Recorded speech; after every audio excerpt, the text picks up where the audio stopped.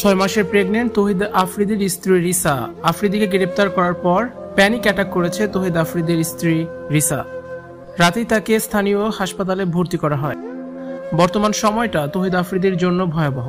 এমন সময় তিনি গ্রেপ্তার হয়েছেন যখন কিনা স্ত্রীর পাশে তার থাকাটা সবচেয়ে বেশি জরুরি।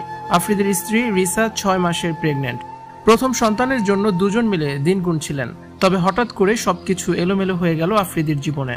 গুলশানে অভিযান চালিয়ে আফ্রিদির বাবাকে গ্রেপ্তার করে পুলিশ।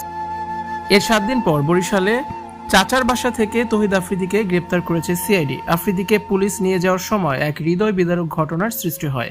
আফ্রিদির বউ কিছুতেই আফ্রিদিকে নিয়ে যেতে দিচ্ছিল না, সামনে দাঁড়িয়ে বাধা দিচ্ছিল বারবার বলেছে, ওকে টেনে নিয়ে যাবেন না, ও ব্যথা পাবে, ওকে ছেড়ে দিন, আমাকেও ওর সাথে নিতে হবে, আমিও যাব ওর সাথে। রিসা প্রেগনেন্ট, এই অবস্থায়ও আফ্রিদির জন্য পাগলের মতো কান্নাকাটি করেছে। সিঁড়ি থেকে নামার সময় আফ্রিদির কাছে ছুটে যায় রিসা। পুলিশ তাকে সরিয়ে দিলে অজ্ঞান হয়ে সেখানেই পড়ে যায় রিসা। বাড়ির লোকজন ধরে স্থানীয় হাসপাতালে রিসাকে ভর্তি করে। জানা যায় রিসা প্যানিক অ্যাটাক করেছে। স্বামীকে গ্রেপ্তার করে নিয়ে যাওয়া তার ব্রেইনে আঘাত করেছে। রিসাকে সকালবেলায় ঢাকায় নিয়ে আসা হয়েছে।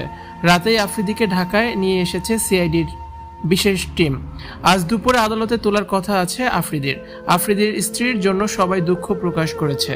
তার এই সময়ে স্বামী পাশে থাকবে না, আফ্রিদির পুরো পরিবার এখন যেন ওলটপালট হয়ে গেছে।